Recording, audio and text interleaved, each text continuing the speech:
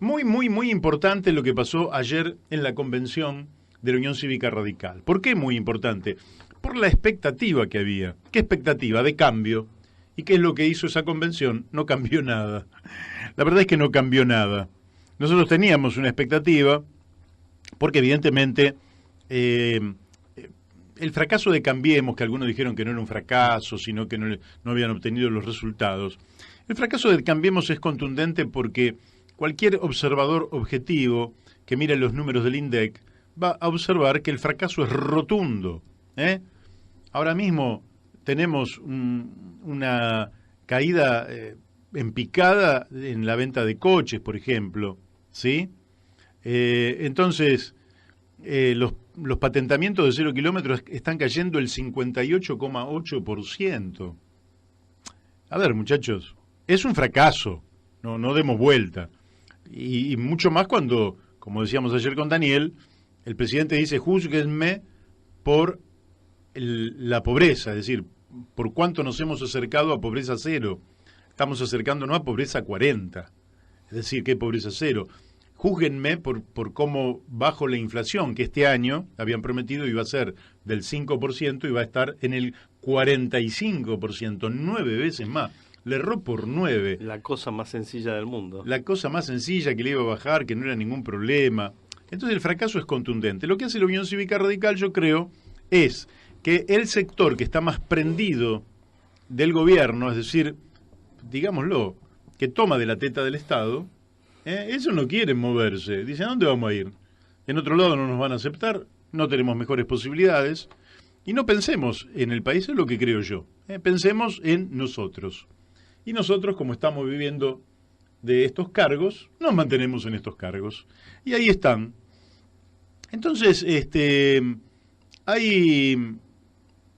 bueno, después le piden algunas cosas, pero me parece que no tienen mayor importancia, porque el PRO le contesta: no, paso con el presidente, eso es inusual, no hay paso contra el presidente. No sé de dónde saca el PRO, fíjate vos, cómo naturalizan, ¿dónde dice la ley de primarias abiertas, simultáneas, obligatorias, las PASO, que cuando hay un presidente, ese presidente no tiene que participar en unas PASO? Entonces, lo que dicen realmente es de una grosería antidemocrática, pero bueno, es un problema interno, pero eso le responde el PRO. No, una PASO con el presidente no. Y no vemos tampoco que se perfile un candidato competitivo en la UCR, así que ¿para qué se la vamos a dar? O sea, lo ningunean a Martín Lustó, por ejemplo, que es un candidato competitivo, que hasta le podría ganar al presidente, que tiene una imagen en baja, pero no. Entonces, y la discusión de las listas y la fórmula quedará para junio, es decir, el vicepresidente y la lista de candidatos lo van a discutir el mes que viene. ¿Sí? Es decir, bien, gracias. Lo único que queríamos es que no se fueran de Cambiemos. Aquí los tenemos, de nuevo, a los radicales subordinados. Y los que eran críticos perdieron, como nuestro amigo Miguel Ponce, muchos de nuestros amigos, como el presidente de la Convención Nacional, Jorge Sapia, como Ricardo Alfonsín, como Federico Storani, como Juan Manuel Casella. Es decir, el sector con el cual pienso yo que me siento mejor identificado, aunque lógicamente yo soy socialista, y no solo nunca lo he negado, sino que soy socialista con muchísimo orgullo de serlo. Ahora, una de las definiciones más claras de Cornejo, que además también se pronunció Terraño, Cornejo dice: ratificamos el instrumento que tuvimos para vencer al populismo. Estamos orgullosos de lo que hicimos en el 2015, pero también con humildad y sin soberbia debemos decir que no ha alcanzado para conquistar a la clase media, que ha recibido solo el ajuste. La clase media, bueno, no pará. La clase media, los jubilados, los pensionados, los trabajadores en general que han perdido salario, los trabajadores del Estado, los trabajadores que han perdido el empleo, las pymes que han desaparecido. Las pymes que están desapareciendo, cosa que también lo dijo Ponce, dijo que hacía 6 meses estaban desapareciendo 11 pymes por día y ahora están desapareciendo entre 30 y 35 pymes por día. Entonces, ahora bien, hay un reconocimiento de que mal, El resultado es mal porque no hay respuesta para los sectores populares. Perfecto. Ahora, lo opuesto de populismo, ¿qué es? Cambiemos. ¿Pero qué es Cambiemos? Bueno, mira, las palabras, lógicamente, que van cambiando con el paso del tiempo, ¿no? Y ayer justamente lo hablábamos con Jorge Rulli. La oligarquía no era la misma oligarquía que antes. Claramente no es la misma oligarquía, ¿eh? Había una oligarquía terrateniente, una oligarquía vacuna. Hoy hay una oligarquía vinculada a la obra pública, a la energía, al transporte, a los bancos, en fin. Pero si vos buscas en Internet, entonces la definición de oligarquía es un sistema de gobierno donde el poder está en manos de unas pocas personas pertenecientes a una clase social privilegiada. Eso es oligarquía. Quiere decir que lo contrario de populismo es oligarquismo. Entonces, ¿qué ocurre? El radicalismo contesta al populismo con oligarquismo. ¿Y cuál es la diferencia entre estas dos concepciones y, por ejemplo, el socialismo? Bueno, básicamente es que lo que estas dos concepciones discuten es el destino del dinero aquí y ahora. Entonces, según el oligarquismo, el populismo distribuye la plata entre mucha gente pobre y eso evita que haya inversión. Efectivamente, hay consumo, pero desalienta la inversión, porque gasta recursos que se podrían destinar a inversión en consumo, que lo consumen, lógicamente, la gente más humilde. Entonces, el oligarquismo dice, no, estos recursos hay que concentrarlos para que haya inversión. Se los sacamos al pueblo y los ponemos en manos de empresas que van a invertir y como va a haber más producción, va a haber más beneficio para todos. Pero básicamente lo que discuten es la caja, no discuten el sistema. En cambio, desde una visión socialista lo que se discute es el sistema como tal, no solo la caja.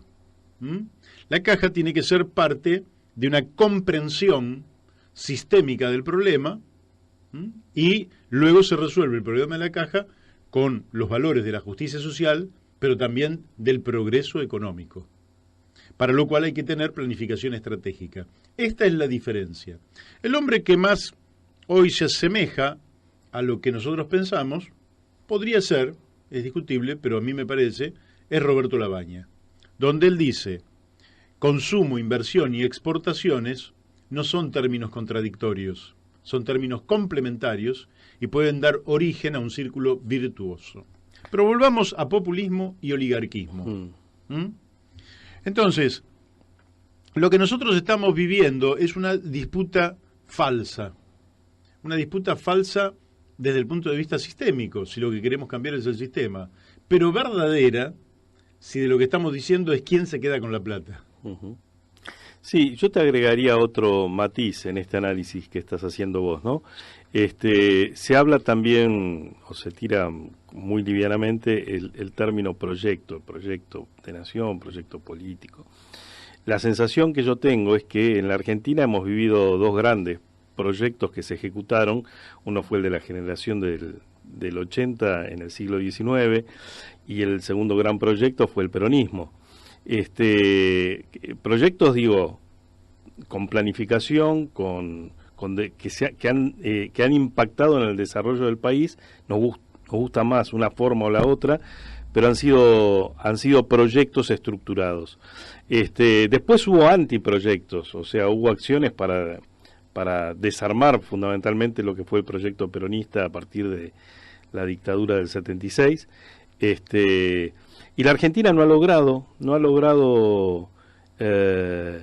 ni por derecha ni por izquierda montar un proyecto de país, y por eso estamos a la deriva.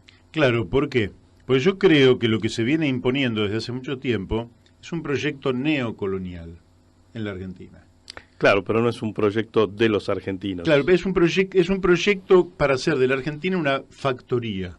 ¿Qué es una factoría? Es una factoría donde vos vas a tener pequeñas islitas, ¿no?, para la extracción de materias primas, donde eso te va a dar un resultado, pequeñas islitas de producción de multinacionales, etcétera, etcétera, y todo eso te puede dar lugar a que un 15-20% de la población viva igual que en cualquier otro país del mundo, de los ricos, digamos, ¿no? Pongamos un 20 para ser generosos.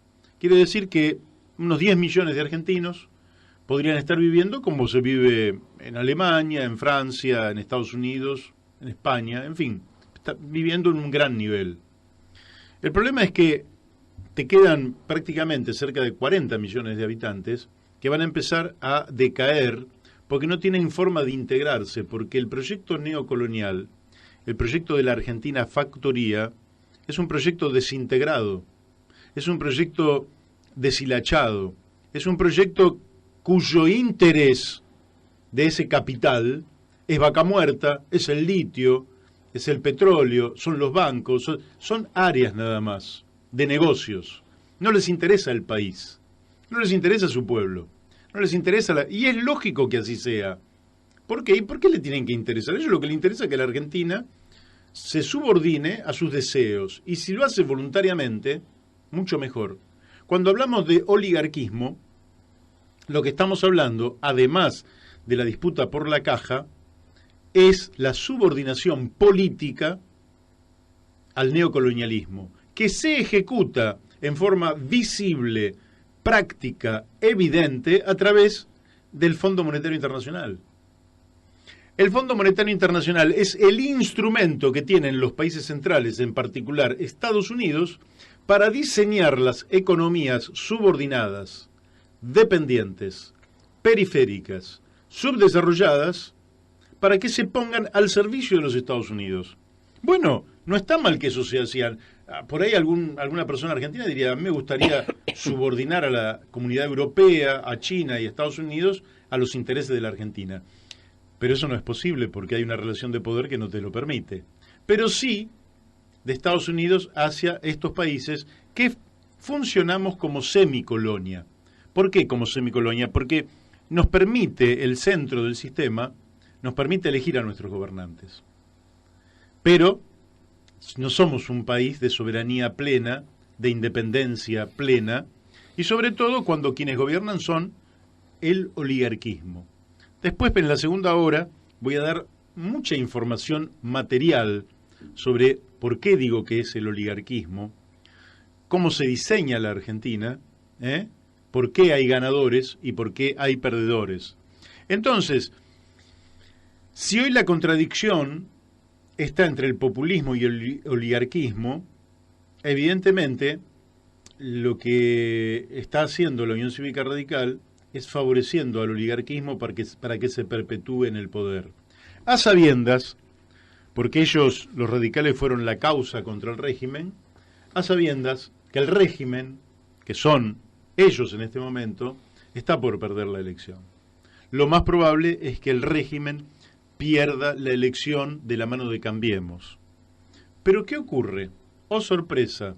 El populismo pone a un hombre del régimen, claramente identificado con el régimen como Alberto Fernández. Es decir, el sistema político electoral de la Argentina te trampea de una y de otra manera, porque en definitiva termina cooptando las figuras que van a proyectarse en el escenario político electoral. Y entonces vos te encontrás con, bueno, pero ¿dónde está la alternativa acá? Bueno, creo que hay personas con mayor independencia. Creo que hay personas con mayor independencia o con criterios más firmes de lo que debe ser la Argentina, a sabiendas, porque ya somos gente grande y madura, de que cualquier presidente o presidenta, si ustedes quieren, tiene condicionamientos, tiene limitantes. Nadie hace lo que quiera como si no hubiera ningún tipo de resistencia. Siempre las hay, la resistencia. Entonces, lo que nosotros vamos a encontrar es gente totalmente subordinada o gente que tiene un grado de independencia mayor. Yo creo que Roberto Labaña tiene un grado de independencia mayor. Después, alguien me puede contestar, no, ojo, el FIT tiene aún más independencia. Es cierto, pero no convoca a la construcción de un proyecto de nación. Convoca a que todos se encolumnen detrás de una de las fuerzas, del PTS, por ejemplo, y que entonces haya una subordinación a una línea política muy estrecha, que dice algunas cosas que son ciertas y que defiende intereses que son válidos de los trabajadores, de los jubilados, del pueblo en general. Muy válido. Lo del FIT, muy válido. Pero no convoca una construcción para alcanzar por lo menos cuotas importantes de poder en el gobierno y poder orientarnos hacia un proyecto de nación que involucre a la totalidad de los argentinos. Porque el otro problema, que algunos dicen, no, vamos a hacer sin estos y sin aquellos. No, en la Argentina el que es presidente de todos los argentinos. Y tiene que velar por los derechos humanos del 100% de los argentinos. Tiene que velar por las garantías de absolutamente todos los habitantes del país. Tiene que garantizar que los tratados internacionales que figuran en la Constitución Nacional sean cumplidos de punta a punta de la geografía nacional y que el Estado se rija estrictamente por esos tratados internacionales que figuran en la Constitución Nacional. Entonces, nadie puede desde una concepción sectaria plantear cambiar la realidad. La realidad se cambia contemplando el conjunto, pero evidenciando que en la Argentina hay un proyecto que es de la oligarquía, que es el proyecto neocolonial, subordinado, dependiente, periférico. Hay un proyecto que le llaman de populismo, que tiene algo más que tocar la caja, porque defiende un poquito más a la burguesía nacional, aunque mucho se le critica al kirchnerismo haber querido crear una burguesía nacional con Lázaro Báez y una cantidad de gente que no son burguesía nacional. Y hay un proyecto más vinculado a las ideas del socialismo, de Esteban Echeverría, de Juan B. Justo, de Alfredo Palacios, que tiene que ver con la posibilidad de, sobre la base de valores, el valor de la justicia, de la libertad, de la igualdad, del progreso, ejecutar planes inteligentes que le permitan a los argentinos mejorar su calidad de vida. Lo que en este momento sería revolucionario, porque en la Argentina cae la calidad de vida prácticamente del 80% de la población. Entonces, hoy sería realmente revolucionario que una fuerza que contemple a todos los argentinos, pero que sea una fuerza con el suficiente poder de convocatoria como para transformarse en Poder Ejecutivo Nacional, inicie un proceso de crecimiento económico, de elevación material de nuestro pueblo para ser un país más rico, pero al mismo tiempo de ser un país más rico, que sea un país más justo, más libre, más igualitario y más soberano. Esa es la lucha.